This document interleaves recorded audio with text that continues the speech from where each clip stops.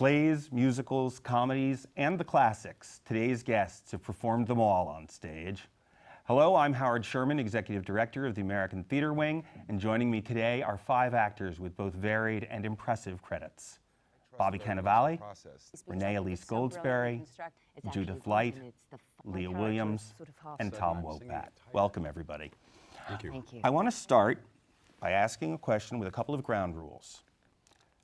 Not including anyone on this panel, not including people in shows that you were in. And this is protection for all of you. I'm curious if you could tell me about a performance that you've seen that particularly impressed you and why. There are many, but I think just for the sake of time, I would pick Viola Davis in Fences. I'd have to say that watching her performance and the simplicity of it and the complexity at the same time was really stunning to me. And just what she did without saying a word that expressed her love for this man and her own process and her own transformation within the body of that play. I'd have to say I thought she was really extraordinary, and it stunned and surprised me, not because of her, because she's a wonderful actress, but just watching that kind of process. I don't know if you guys saw that too, but I thought she was really, really extraordinary. To be able to say something without saying a word, I think is incredibly difficult and terribly exciting. Probably the first thing I ever saw in New York, I was 14. I saw Danny and the Deep Blue Sea down at Circle Rep, and it blew my mind. And I just wanted to be John Turturro. Incredible performance. It was just 2 actors on stage, him and June Stein, and it reminded me of people from where I grew up, and it sounded like real people to me, and it just it made me feel like I could do it, and I'd never seen something that explosive before, so close to me, and it felt really real and dangerous. Super dangerous. Was it the uniqueness of the show compared to other kinds of shows you'd already seen, or was it? Yeah, well, I was a kid, and I'd only done, I was steeped in local community theater and church theater, and I'd done Man of La Mancha and The Music Man and Flowers for Algernon, so I'd never seen anything like Danny and the Deep Blue Sea on stage, and that's where the danger part came in. I was scared. I really thought that guy was going to come off the stage and kill us all. It was exciting. How old are you? 14. Renee? There's always this question about, the technique of acting, and does it change, based on the medium? It's film, television, theater, musicals, straight plays.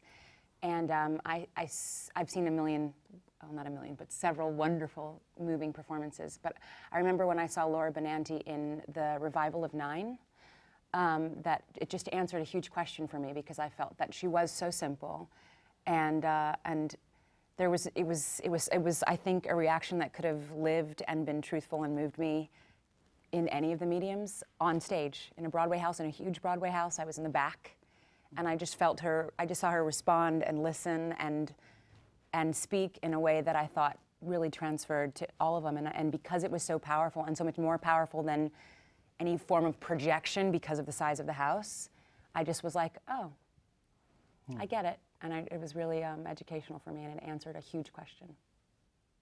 Tom? Well, I'm going to be cheap and obvious.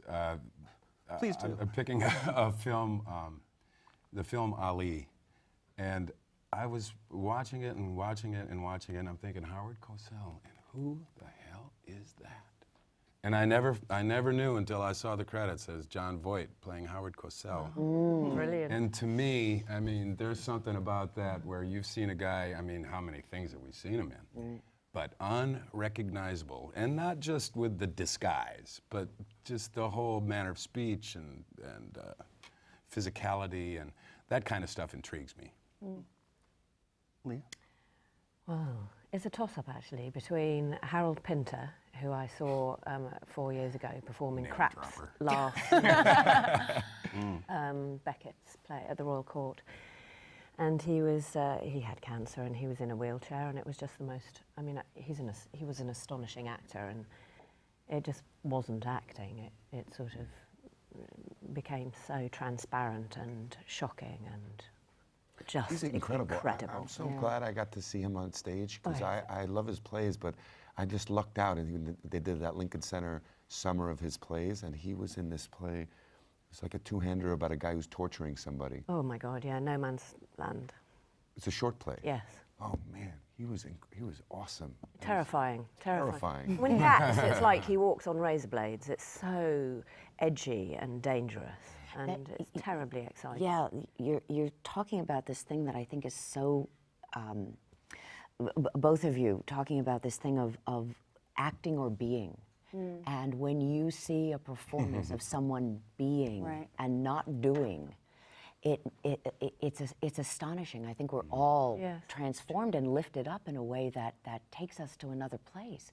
And all of a sudden, it was what we were talking about earlier, is that sort of oneness that happens with you and the audience in that moment in time. And there is this person that is giving you this experience. And I don't know how you do that, but when you see someone do it, you know it. It's like they become transmitters. It's like they just transmit something from the page through this electric wire to the audience. It's just, it sort of becomes a whole different thing. They get out of the way. Right. But it's Margot Fontaine, actually, when she danced Juliet with Rudolf Nureyev. I was a child, and it's actually the thing that started me acting. Because I was absolutely astonished by what I was watching between the two of them, for starters, but also she became this 14-year-old child. And although she was the most graceful, beautiful, amazing dancer, she was an actress beyond measure. And she was 40 or older than 40 when she played that role with Rudolf Nureyev. And I remember thinking, I think I was 10 or something, and I remember thinking, how did that happen? And it awoke my curiosity about what actually acting is, and or what performance is. And Well, then it raises my curiosity. You're talking about how much you enjoy seeing someone truly become, indeed submerge into the character. Is that something you feel happens to you when you perform? On a very good day. Right. That's always the goal. That's always what you're trying to feel, because you know the difference when you're watching it, and you know the difference when you're doing it, if you're doing it, or if you are, experiencing it. And it's that tricky thing too, where you'll come off and you'll go, wow, that felt great. And then, if you have really good people around you who look at you and say, no, no. I took over for Kathleen Chalfant in this play, Wit, and I was doing, and one night it was like, I was there. I was absolutely there. And I turned to my manager afterwards and I said to Herb, I said, hey, what about it, huh? How about tonight? And he said, oh, no, I don't think so. He said, baby, that play was 3 minutes longer tonight. He said, so it's that really fine line of not being out of yourself and saying, oh, this is really going well, or that thing of just being there and then letting the gods sort of take you. It's I a very think you fun line. kind of hit a full range too sometimes. I mean, you're talking about being a conduit for the material to get to the audience, and to really. I mean, I'm not a good enough actor to act some of the stuff that I'm doing on stage. So I mean, I got to go there. I got to go deep, and I got to go painful.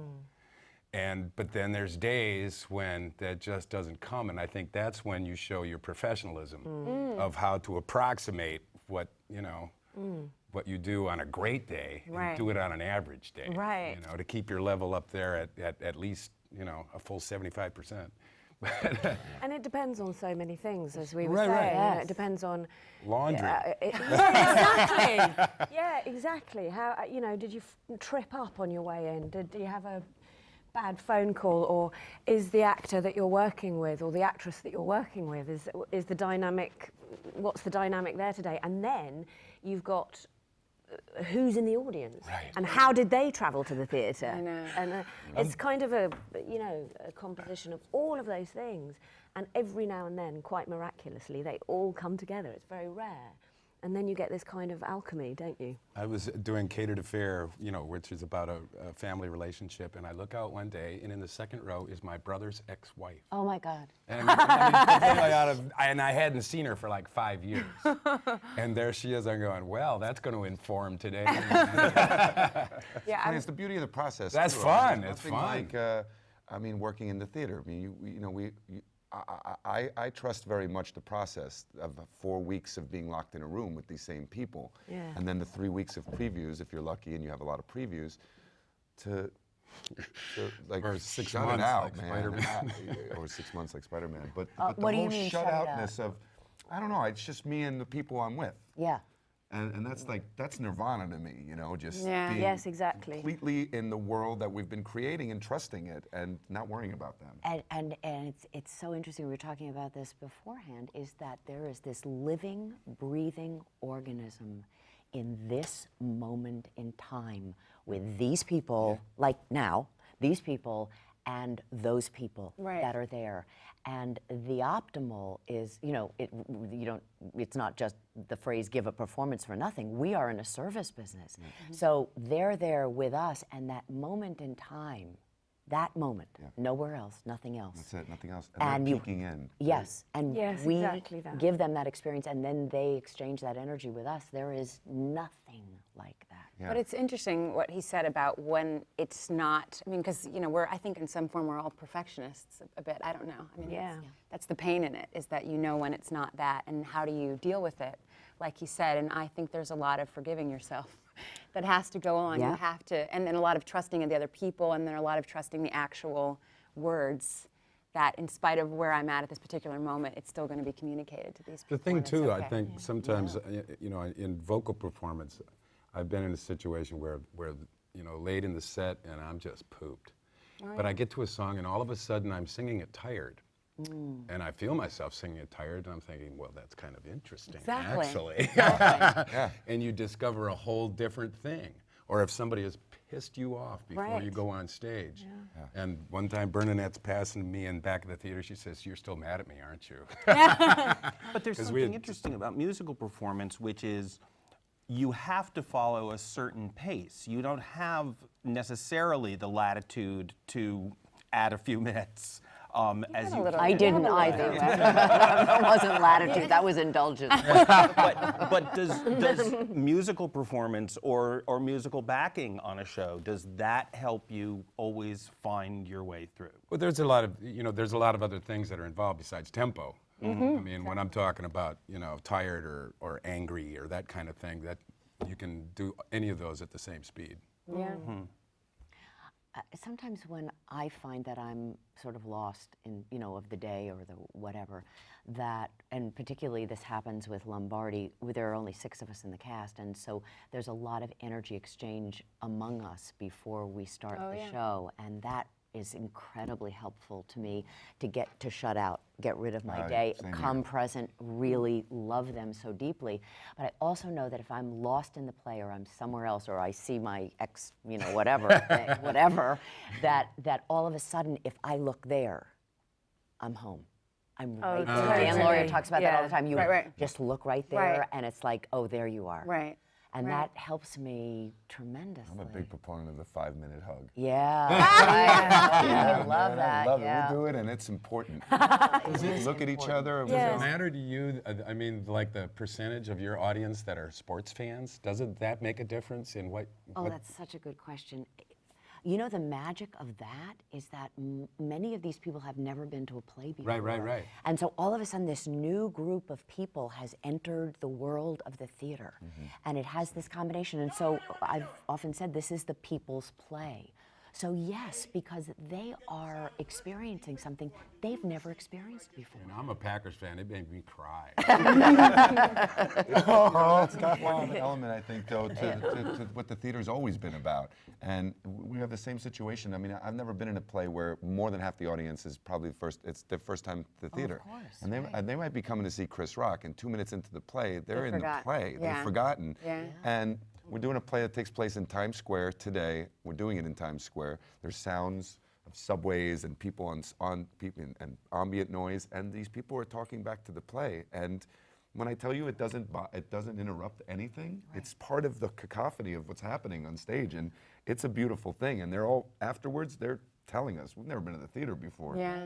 Right. That's exciting. That's so exciting, man. It is. I mean, we Guerrilla have people theater. come. Yeah. I mean, we have people come in Packers uniforms and Packers shirts and jackets, and you know, they're totally connected in a way that thrills me, because that means to me that they're going to come see another play. Right. They're going to come back again because they've had an experience, and isn't that what we all want them to do, is to have that experience of coming to the theater?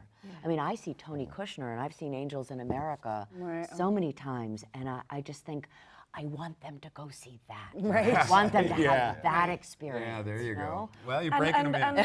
and where they go away talking about the thing that they've just seen, rather than, you know, talking about where they're going to have dinner. Right. Is a great thing, because with Arcadia, I mean, you do sense that there's an anxiety in the audience who think that they might not understand, Right. you know, Right. thermodynamics and Right. heat exchange. But actually, what they realise through watching the play is that it's about people and relationships and passion and compassion and love, and all of these other themes come into it. So at the end of the evening, they feel like they've had this huge experience. And you can, you know, you get blogs and letters and things from people who go away discussing it for days, and sort of referring it to their own That's great. life experiences. That's great. And that's what good theatre is, and I think that's what it should demand. Well, do you all hear from audiences? I mean, either at the stage door or letters, and how does that affect you? We had, I'm in Good People Now, and it's this brilliant play by David Lindsay Abaire, and it's, you know, it's discussing, you know, everything that's relevant today, you know, class issues, you know, issues with, you know, paternity and a little bit of race issues in there, and we had a performance for high school students a couple weeks ago, all of them 17. Those are awesome. Oh yeah, I saw them. I saw them outside. Did you? Yeah, it looked was, amazing. And you know, I've done performances like that before with other productions, and the joke typically is they'll laugh, you know, every time we curse, and that'll be it. Do you know what I'm saying? Or you make a sex joke. Or a sex Right, joke right, or whatever, and Sex, that'll be drugs, exactly yeah. sex drugs, right, exactly. But what's fascinating about this experience is the play is kind of centered around this moment that happened between the two lead characters when they were 17, and we didn't realize it until we were in the play that we had an audience full of 17-year-olds. There's even a line in the play where he's like, no one's 17. There's another line, he's like, everyone's an idiot when they're 17. I mean, you know, They went crazy, right? no, they were just listening, but it was, I felt, you know, I think the audiences, specific audiences, teach you about your play. That's what's so fascinating. That's so I true. mean, we learned so much. I mean, even I'm not in the first act of my play, so I listen to it often, and I'm listening to it, learning. I just, because I'm hearing it through them. I mean, and that's kind of what happens when you have someone in the audience, like your father is there, or your whoever. Right. You're listening it, you know, through their ears and hearing. You know what I'm saying? Yes, that's so true. Yes, you know what I mean? So that's the fascinating thing, is how a group of people that's there can inform you, can teach you about the work you've been doing for 3 months. Well, you hear things in a way that you've never have Exactly. heard them before, and I love that they, you know, that the 17-year-olds come, because they are our future. Yeah. They're the ones exactly. that are going to be like you, that are, or you and God, you know, many of us go when they're 10 years old, And the when they're thing is, 14 years you old. don't have to pander to them. You don't No, have to they're talk so down to smart. them. They were Yeah. so smart. I mean, I was wrong when I said that's what they would laugh at. I mean, they did laugh at those things. Right. But But the there's more, 5 yeah. minutes of, I mean, it was actually hard to Did go you back to a talk back normal. after 'em? We did, Yeah. yeah. Oh, good. And they're so smart. And but you know, it was a painful come down to go back to the normal audience after them, because 5 minutes we had to wait for them to respond to some of the moments in our production. I mean, and it was talk about having to go deep. I mean, you're either going to break out laughing on stage, staring at your, you know, fellow actors because you can't believe the feeling of that energy is like nothing you've ever experienced. We had to really go so deep just to stay in Wow. it, Right. to survive that energy. It was brilliant, and it was a gift to us, I thought, you know? In college, I did a workshop production of Virginia Woolf, and our director, took us to a halfway house, to an alcoholic halfway house, to do a performance, like a Oh, my community God. function. And there is so much drinking in that play. Oh, so And that. so, I mean, this crowd was on the edge of their seat the whole time. It was amazing. I'm talking about informing what, what your It's just like an material is. unbelievably intimate experience going to the theater. Yes. I mean, Yes. and for kids and for anybody who comes to the theater for the first time, I think it's they feel something. There's something there that they haven't felt before that I think spurs conversation, and it spurs a desire to want to have that experience again, because there's no other experience like it. Yeah, You don't have that there's not. experience when you go to a movie. You don't have that experience when you're watching a television show. It's tremendously intimate.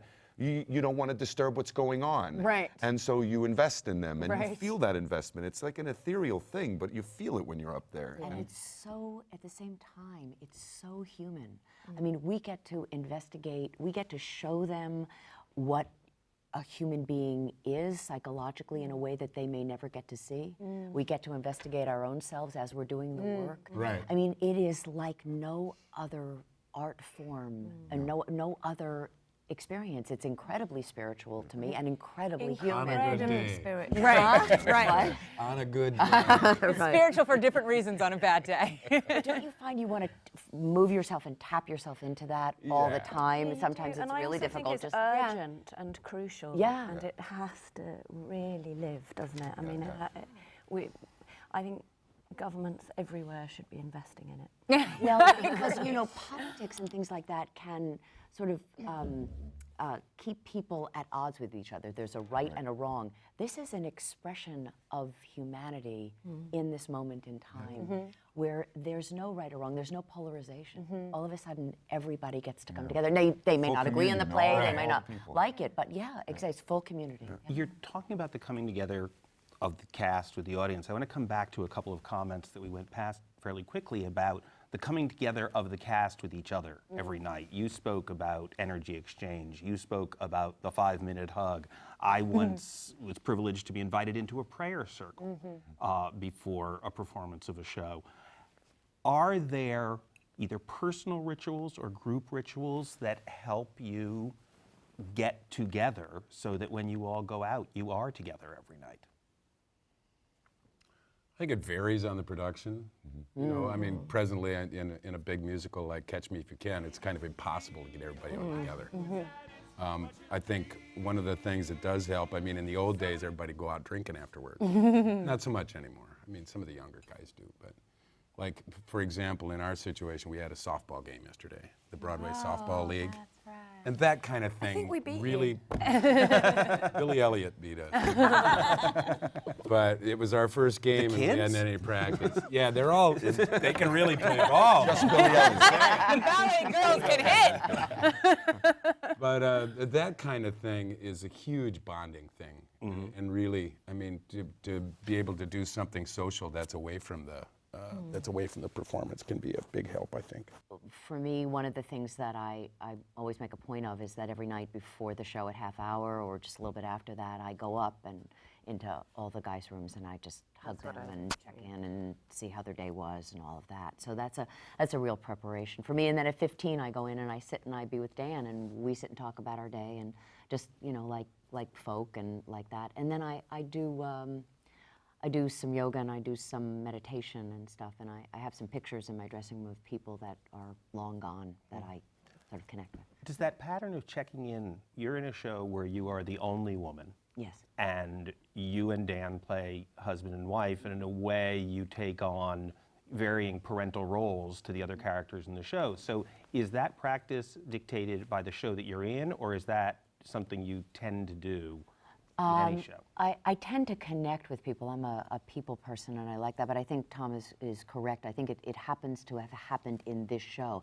I mean, they call me Mom and they call him Pop, so there is that parental kind of thing, and that just grew out of having had a tone set by Tommy Kail, our director, and by our playwright Eric Simons, and that evolved over time. It was that 4 weeks in the room. It was the intimacy of working together, and it grew out of that.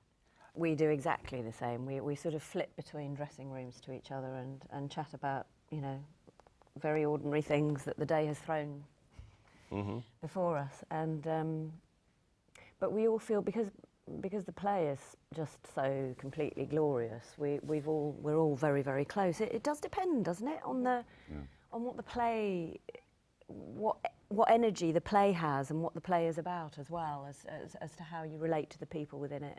And you are right, it does depend on each production, how you deal with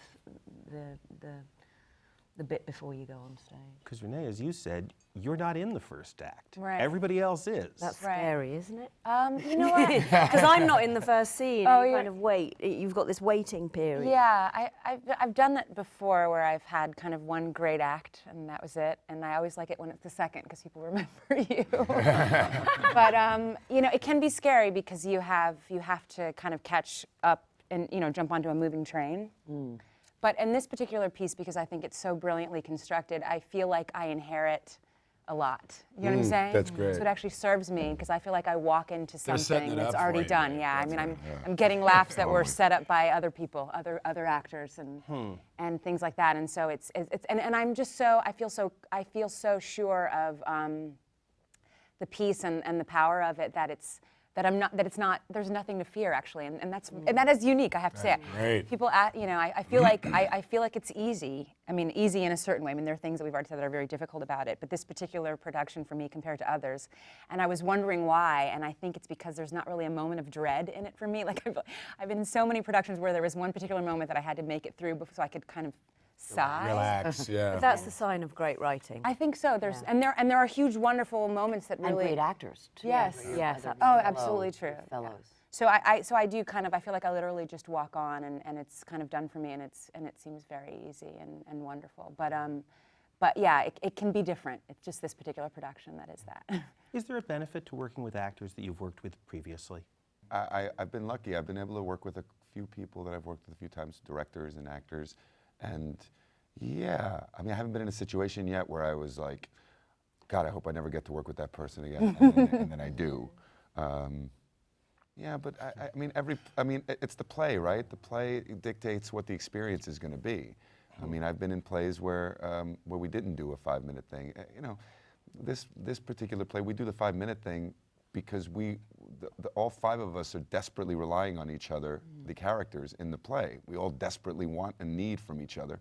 So we check in with each other. And really, it's just, like Chris will tell a joke and we're joking. And then as like 3 minutes go by, then we're getting tighter with the hands around here and we're rubbing each other a little bit more and you just feel it. I'm going to come over to you. I know. That's awesome. And by the time it's ready and Chuck says places, we're like in love with You're each there. other and we all have goosebumps and we go. Great if all the shows could get together with a group hug. Kind of that. Well, that's to me being part of this Broadway community is I feel that it's a very small community, and I'm just As a so Brit, I really honored do and feel that. grateful. Yeah. But working with Dan Lauria, I mean, I've known Dan for a long time. He was my pimp on One Life to Live. Oh yeah. So we already have that sort of. We have pimp on cable. That established connection. Between us, not just from having worked together, but having worked together and liked each other very much. So there's a history there. So that definitely does inform the play, I think. Oh, sorry, go There's ahead. a different kind of production in doing like Glengarry Glen Ross. Yeah. That was a production where there was very little contact before Yeah. the show. I mean, we'd talk to each other and be polite to each other, but that is such an alienated bunch of guys, and everybody's angry and everybody's upset through the whole show, basically. And so there was very little bonding, and it really worked. I mean, it had to. That's the same when I did the Homecoming. Yeah, it's the same. Yeah, I mean, isolation, yeah. there's just that kind of angst on the stage that has to be there. So, I mean, we were friendly off stage, but there was no 5-minute hug. Couldn't you have the group hug in the 5-minute hug? I love this new phrase. This fabulous. In Glengarry Glen Ross, and still Sure. have the alienation. Do you know what I mean? Must it be that you have a disconnected relationship with somebody off stage that you, in order to have it on stage? I don't It was think never- one does, but wasn't spoken. No, but, no, no, but and it couldn't was you never do- set up that way. It was just, I think, just the nature of the piece. Right. And the nature of the different performances that guys gave is that it just lent itself to that. And you were respectful of each Yeah. other in some way. And maybe it wasn't that way for the other guys. Maybe. Maybe it was just me, because I was really the only victim in the play. The guy who gets taken. But the other guys were competing. I mean, it's a play And about brutal relentlessly. competition. Yeah. And so you may have been more of a target, but they're all targeting each other all the time. Yeah. But it's interesting, as we're talking about the relationship, we've been talking about the relationship certainly between the actors and between the actors and the audience. Let's talk a little about the relationship with the director. You're saying, you know, you're in the room, you've got 4 weeks where it's just you guys with the director, then you've got whatever the preview period, and then the director goes away.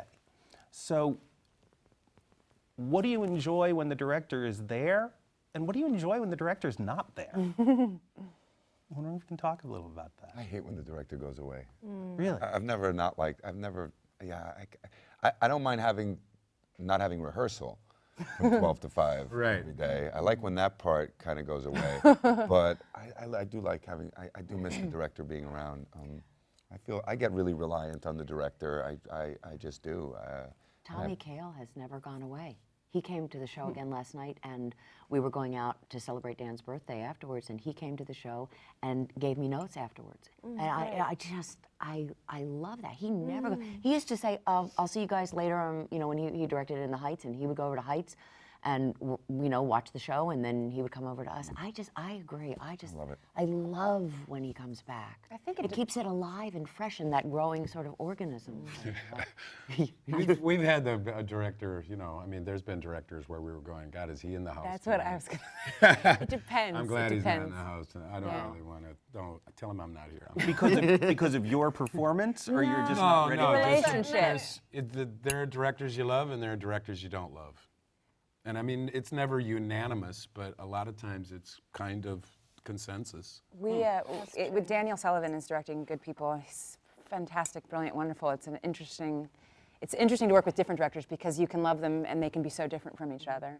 But when we were maybe a couple days. We had at least almost a week of previews left, and he was like, one day in rehearsal, this is it, and we were like, what? You know, because you have a certain dependence on the director That's that you kind of trust. cool, though. It was kind of cool, but he throwing you was out of a like, nest. I don't think he wants to be around when the reviewers start showing up. He has a lot of other things to do, whatever. But it was maybe 3 or 4 days before we thought he would be gone that he left, and we felt a bit like, oh my God. When you trust the director, you kind of want them there. And so every time he comes back, we're so grateful, and he almost, I think, pulls himself away because you get dependent on him in a certain way. Because you want somebody to check in after 2 months to see where we've gone awry, you know what I mean?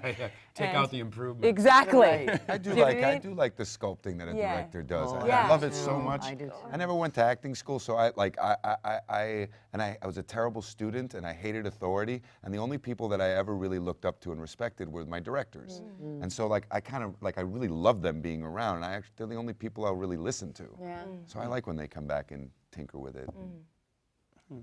I feel like And they I'm have the actually third good at eye, something. they have Yeah. Right, but there's a difference, I think, between being codependent and Yeah. and having to have somebody there all the time and all of that. But I love the sculpting and the tinkering too. And Tommy doesn't; he won't create a codependent relationship with anybody. I mean, he isn't there all the time. He's there enough, and we know that he will be stopping in to talk about it and reshape it and That's kind of take out about the affection, improvements. too, though. It Tommy's is that kind of guy. absolutely about You know, affection. that's his deal. Yeah, for sure. And the sign of a really great director. Because the sign of a great director is one who is prepared to let you fly. Right. Somebody allows you to fly, but is also there at a certain point Yes. to guide you Right. back into This way. Right, it's like you're you're walking down a line and somebody's there to say, "Oh, you're off course," and then you get yourself back on course. But it's you that gets yourself back on course. Right. They're not doing it for The thing that I miss about a director it not being there is having an arbiter. Because sometimes, I mean, when there are people, I mean, actors are human beings, Yeah. and everybody has to kind of look out for themselves in a certain way. And there are some actors that insecurity gets the better of them and they start being selfish on stage. And that's where a director is a big help, because you can go, I mean, I'm not going to fight him on stage, but I wish somebody would say, you got to back off of that particular place so that you can allow the other, the regular synergy that was there before to exist.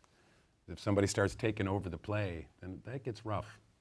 I'm working with a stage manager now that I've worked with once. My only other experience on Broadway. I'm very lucky. He's awesome, Chuck Means, and he'll just say, and we just opened last week, so if you're already saying stuff, and he'll just say, "Scene 2, 3 minutes over. Just letting you know." Yep. 4 minutes long. Yep. And you know, like we're always walking this thin line of this artistic sense of what we're doing and the professional sense of knowing Right. what we need to do. Right. too. Absolutely right. And yeah. and that's being a professional, and Yes. you have to have that. Yes. And we can do both. Yes. And I like the little check-in, like, you know, I think that's a good diplomatic way It's to do brilliant. it. Yeah, Before yeah. it's over in this Great That's a stage. good stage stage manager, great stage managers, Trip Phillips, Diane DeVito. My God, that's exactly right. I'll just say, Di, how much over were we tonight? And she'll say, nope, we're right on track, right on track. Or, you know, Trip would like write us all a little note, a little memo, and say, just want you to be aware in this scene, blah blah blah blah blah. And that's an amazing gift. I mean, in that totally way, agree with that, particularly in a long run. You need that Yeah. check-in, don't you? We have Ira Mont. Have you worked with Ira? He's absolutely sensational. He came to me, and this doesn't happen in England, where the stage manager can sort of check in with you and give you little notes. It just goes to an assistant director. So it was kind of a new experience. And he came to me and he said, just the way you're shutting the door at the end of that scene, it's a kind of kudum. And it used to be a boom. And I thought about it and I thought, now, is that note okay? and I thought about it, and he was absolutely right. Absolutely right. Not least because there's a music cue to follow it, but and so it was it was a music cue, but it was also a musical Yeah, beat. beat. Yeah. And I was really grateful, and I thought, what a brilliant stage manager. And they've been in the room with us for all those weeks. Exactly. Yes, Gotta exactly. give it up How for 'em. different is it in England? I mean, the whole process. I mean, I know that's just too grand a question. It's kind of more edgy here, and there's more passion, and it's more. It's. I just feel like the luckiest person on the planet to be here. I really, What do really. you mean nice by of you to edgy? say. It's raw. There's a raw feeling. You know, there's a greater cost. There's more to lose. And Well, but y'all there's have also been more at to it a lot gain. longer. Yeah, and it's just a very, very exciting celebratory thing being here. And of But I course, wanted to, oh, I'm sorry. I was just going to say, your one other experience on Broadway, you'd come over with an With a English play that play. was already and it successful, was yeah. just two Yes. other actors, mostly you and Michael Gambon. So it wasn't the same as suddenly interacting with people with different styles and experiences. Yes, exactly. I just want to put a pin in what you said, or what you did actually with the note.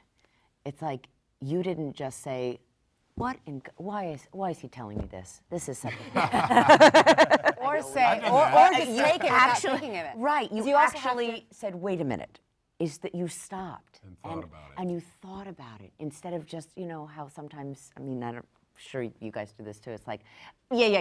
Okay, thank you. No more You know, notes, it's like, right. please. But like, the truth is, if you really stop and really, if the idea is to make it better and to make it, is to listen, because we don't know, we can't see, we don't have eyes in the back of our head. We need someone else. I mean, that's why I love the director, is because I can't see what I'm doing. Exactly, There's- it's the third eye. and there's yeah. guidance, and it's like, you know, to do that with your stage manager too is just. And if you feel like you don't have someone you trust to do that, then it's human nature that we will start to leave the character that we're playing and be the third eye outside. Not Right. good. Policing Not each good, other, yeah. and that's the And worst start to thing to edit do. We don't know when Yeah. we're being. Yeah. Sometimes we don't know that we're being indulgent. I agree that there are actors that definitely know when they're being indulgent. Sometimes you'll be in a run of a play and you don't. lose know, sight you lose of- sight of it. And gosh, you know, that expression, I'd watch him read the dictionary. Yeah. It's just an expression. You know what I mean? I mean, it is. I mean, I love Jeffrey Rush. I would watch him read the dictionary, but not really. You know what I mean? Like, I want to, you know, I want the play to come across. That's why I was so grateful Exactly. to Herb when he said to me, no, honey, 3 minutes over. You're indulging. You know, it's like, stop. But it's true. But And it is a sometimes we just get caught up in that moment of that loving it so much, and then it's all of a sudden it's not necessarily good for the audience, and you are reading the. But that's what's so difficult about it, because, you know, to me the thing is, you know, we were talking about how great it is when it's great, when it's real, when we are in the moment and all these wonderful things. And then that is the worst thing that happened to you the next night, that you were in the moment the night before. You see what I'm saying? Yes, exactly. Because I know, it's now terrible. you have some allegiance to what it was, and you have to let it go and be something different. And that's what's hard when you're trying to know whether you're indulgent or not, because you want to be freed from any rhythm Right. that ever worked, or it's not good, because it's not Right. about how you said it, it's where you said it from. Do you know what I'm saying? Yeah. Exactly So right. that's the thing that's so difficult. I was just thinking about this the other night. I'm like, I want to be free to let myself experience something and not feel that I have to be a part of this rhythm, because that'll destroy whatever was good. However, am I now being indulgent? I mean, you're always riding that line. It feels like still gotta- surfing you or gotta something. play And your that position. becomes Right. more and more confusing as the run goes on in your head. Your head Absolutely. starts to distort on the text and, Right. and how you're communicating with somebody. And that's when you need the director to come in and say, because Right. But this is you the can lose thing. sight of it.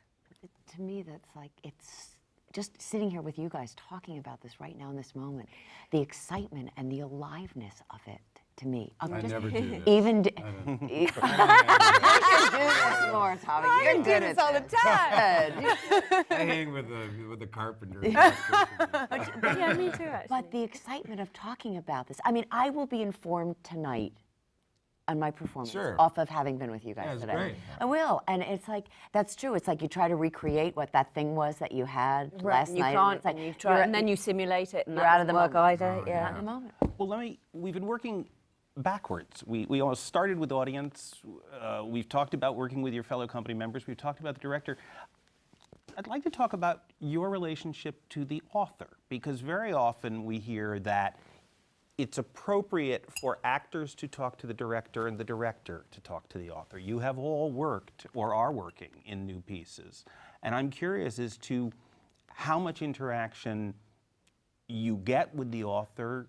Do you desire more interaction with the author, perhaps, than you get? I think it varies piece to piece, like most everything does. I think in a smaller piece, it's probably helpful. I mean, I think you probably have a little bit of an advantage in being close to the author. In the bigger pieces, with like a big musical like this, Terrence McNally started it, and then Brian. Brian is our new guy who's done more. And it's been a real process of trying to put those two styles together, and to honor the stuff that Terrence did, and still be open to the new stuff. So that's been bizarre, actually, to have two completely different authors. And you've worked on that show for a long time, too. I played the boy when we started. And very well, I might add. I think 5 or 6 years ago. No. Is when the process started. And the one thing in the musical situation is that we have the musical guys there all the time. Mark and Scott are there all the time. They were there last night. And, for guys like Spider-Man, I mean, Bono's never there. That's got to be incredibly hard. But for the music input of things, that's been terrific working with those guys. They're great musicians, and ask questions of them and how they want things and how much leeway I have, and they give me a lot.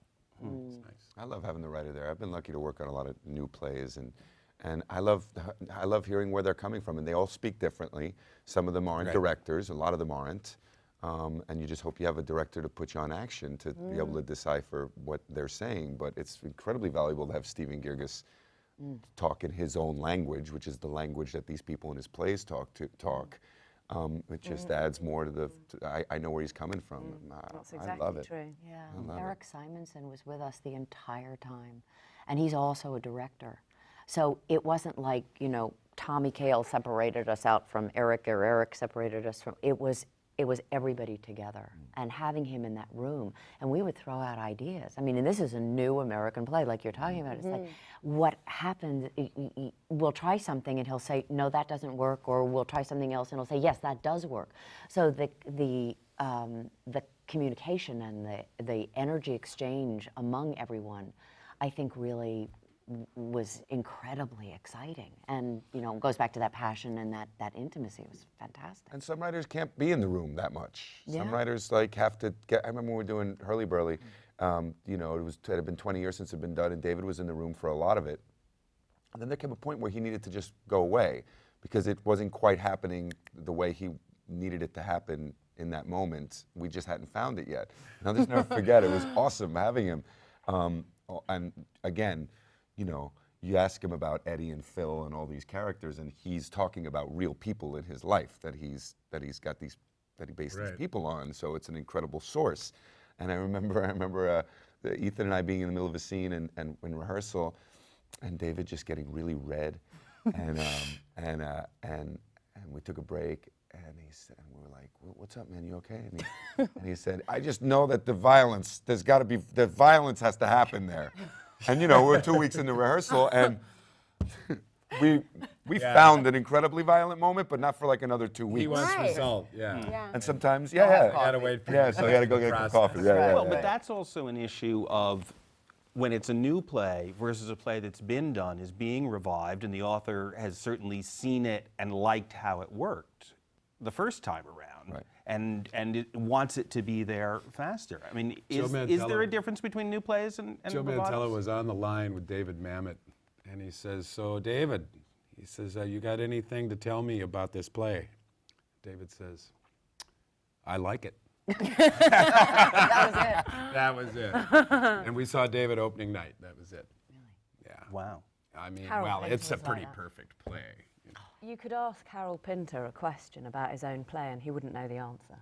Oh, interesting. You know, I remember when I did The Room and with him, which was the first play he ever wrote, and my character is sort of half responsible for kicking a woman out of the place that she's living in. And I said, I remember saying to Harold, "Do you think my character does this deliberately?" And he went, "Oh, no, I don't think so." And then it came to the final run in the rehearsal room, and we did the run. He came up to me at the end and he said, "Do you know, I think you could be right." And he'd written it. That's And he cool. just- Wow. It's so cool. I think there are authors who There are. put the It's like a situation on message the from thing and then above, yeah. they see it come to life in front of them. Yeah. I was listening to what Bobby was saying and sitting in the room with David Lindsay-Abaire and Dan Sullivan, which I think is also a really important thing when you're working on a new play, is the relationship between the director and the playwright. I think that's crucial to make it a good experience. They have a fantastic relationship, so they trusted each other, so it was really great. But I used to look at David and be like, "This has got to be killing you." That first 3 weeks when we could not get our lines for anything. I mean, this is not That's going to be the hardest time for a playwright. We are Paraphrasing because we're and paraphrasing, ad-libbing. and it's My horrible. favorite thing to do is, You I know? always do it every play, is I go, "But this sounds better." I do it once just to get a reaction from the writer. Right. You know, and that was actually interesting for me when working with the playwright, sitting there for every single rehearsal, because I felt like, you know, normally in theater, you know, the play is, the words are it's like the Bible. Do you know what I mean? And you know, you take for granted that it's right? And then if it's not working, it's your fault as the actor. That's what you're living up to, is what it is. You know, in television, I mean, you know, we're on a television show. If it's not working, the first time it comes out of your mouth, you change it. Yeah. Do you know what I'm saying? Right. But in the theater, that's the mark of a good actor, is that I make this, however ridiculously it's written, work. Or I'm not good. That's what I learned.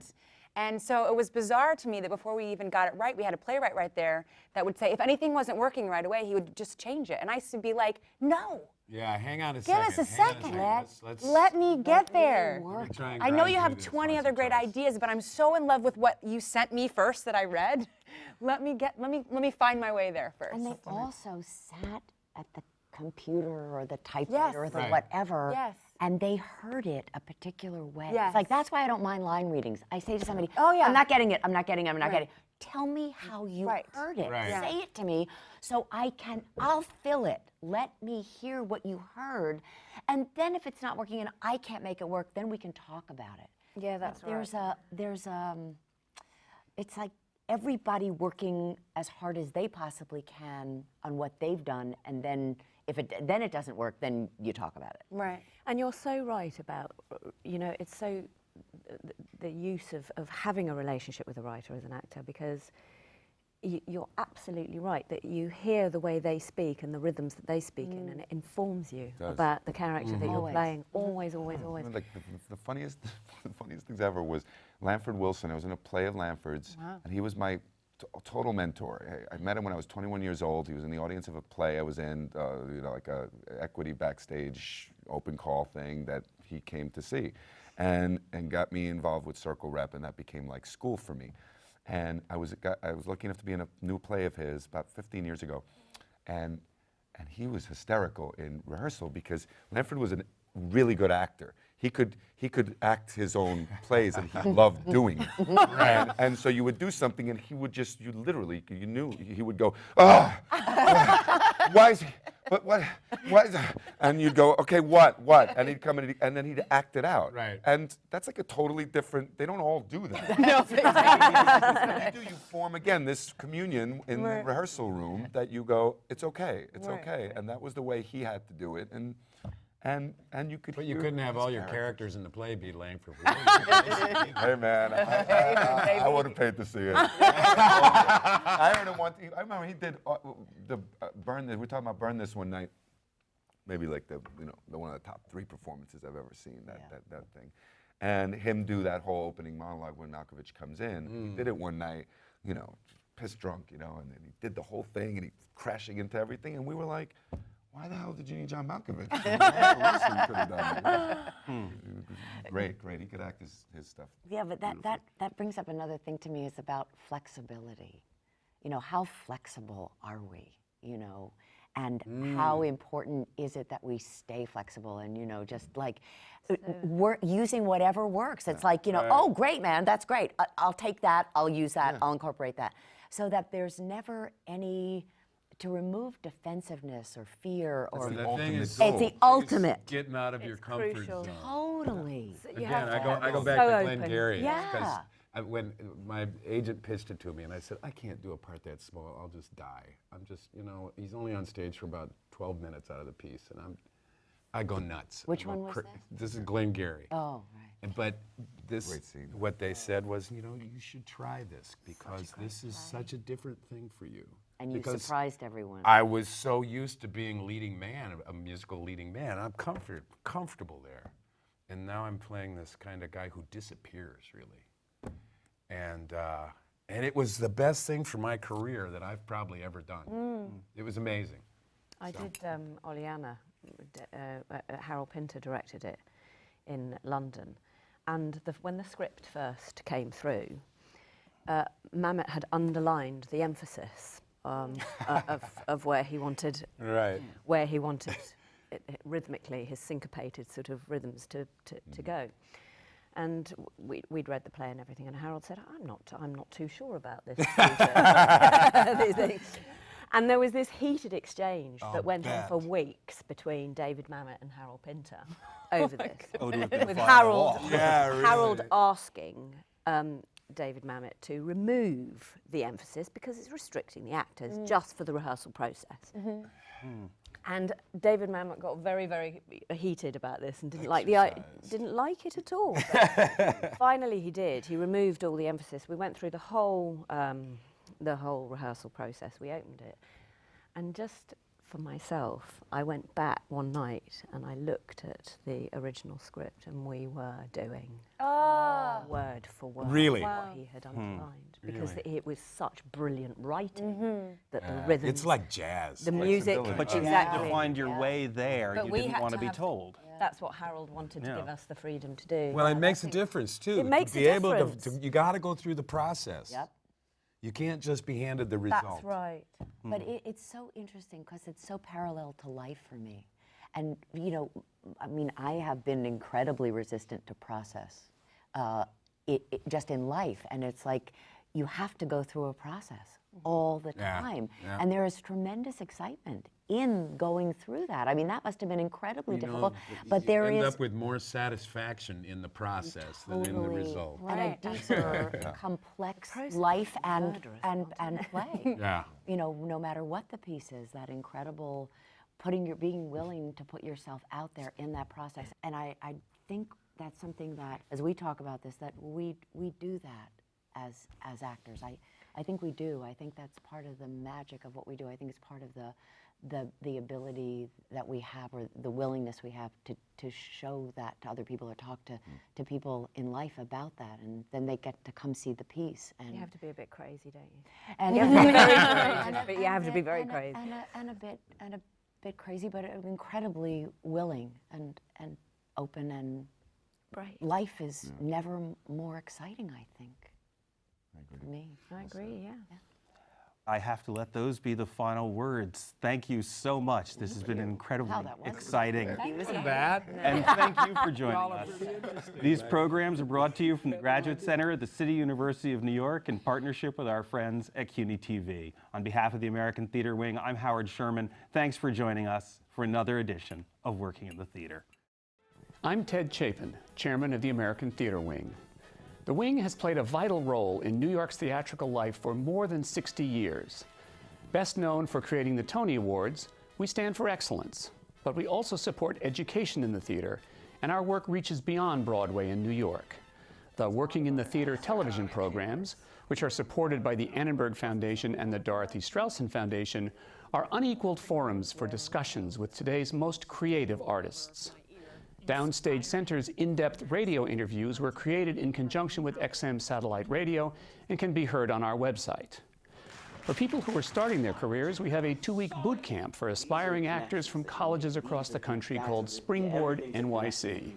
And our theater intern group provides a forum for young people who are starting their careers to build a professional network. All of the American Theater Wing's educational and media programs are available for free on demand from our website, americantheaterwing.org. Thanks for your interest in the Wing, and thanks for watching.